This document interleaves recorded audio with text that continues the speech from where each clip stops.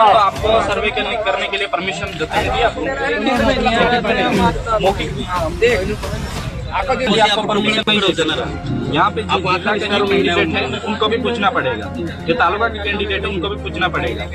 यहाँ पे ये सरपंच है और आपेश्वर का जो कैंडिडेट है यहाँ पे भी है और जिला के कैंडिडेट ही यहाँ पे, तो सरपंच अकेले को आप पूछ नहीं सकते। आप जिला के जो कैंडिडेट है, तालुका कैंडिडेट है, उन सबको और इनको भी, इनको ठीक है, लेकिन गांव लेवल के जो लोग है, लोकल लोग, उनको पहले पूछना चाहिए। यहाँ पे हम यहाँ पे हाइड्रोपास प्रोजेक्ट किसान सूचना में ला रहे हैं, किसान को पूछना, यहाँ के लोगों से बात करना पड़ेगा। ये हमारी गलती है, हमने ये सोचा ना कि जो इस एरिया का बिल्कुल नीचे है ना, वो नहीं के एरिया ये हमारे एरिया में है, तो इसमें कोई चाबी निकाल लो। वीडियो शूट किया आपने? वीडियो शूट किया पर बीच में रोक देना नहीं लैपटॉप आवड़े तो बस જોઈ લેને નહીં ક્યારે આવતો છે ક્યારે આવતો અહીં ક્યારે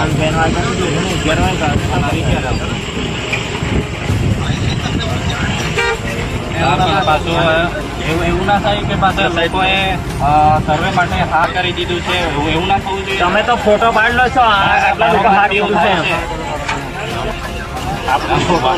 વાડિયામાં અમે જોયું છે, ત્યાં લોકોએ વિરોધ કર્યો, તોય છતાં ત્યાં હજી પણ કામ ચાલુ છે।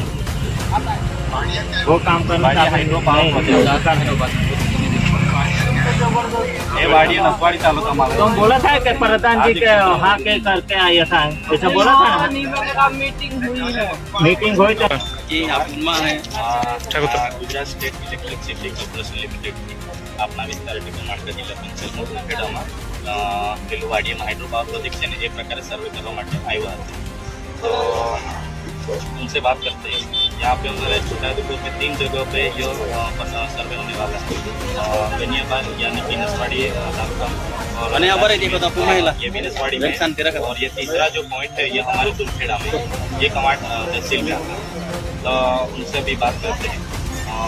अपने वहीवटी तंत्र की यानी कि प्रशासन की आपने परवानगी परमिशन दी, यानी कि यह फॉरेस्ट डिपार्टमेंट है, इसकी परमिशन आपने वहीवटी तंत्र की आपने ली, लेकिन आपने जैसा कि आपके जिला है, जिला के सदस्य, तालुका के सदस्य और पंचायत के जो सरपंच उनकी